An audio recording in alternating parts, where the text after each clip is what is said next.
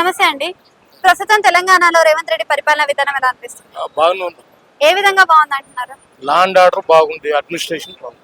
అంటే ఇప్పుడు హైడ్రా సిస్టమ్ వల్ల ఉపయోగం ఉందంటారా లేదంటారా? ఇలా ఉపయోగం ఉందమ్మా, ఉంది ఉంది. అంటే సామాన్యుడు అది కూల్చివేస్తున్నారు అని ఇంకా అట్లంతా అనుకుంటే డెవలప్మెంట్ అనవసరం.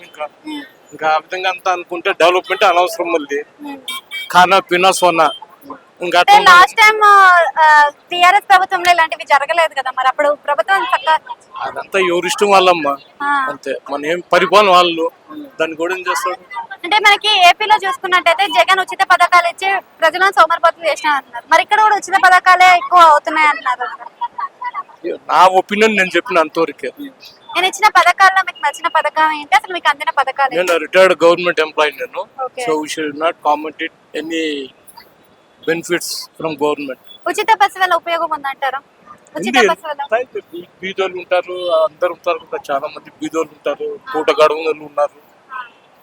అంటే ఆడవాళ్ళకి ఎక్కువ ప్లేస్ ఆక్రమించుకుంటున్నారు అని అంటున్నారు. ఇంకా తప్పదమ్మా, ఎవరు అవసరాన్ని వాళ్ళు బట్టి పోతుంటారు అంతే. Comparing to KCR government, Revanth Reddy government between అంటే ఏం చెప్తారు మీరు అసలు? ఏనమ్మా?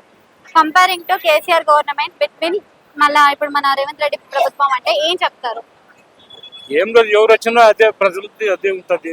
ఏం కాదు, ఎవరి పార్టీ వాళ్ళు హాయిగా ఉన్నారు అంతే.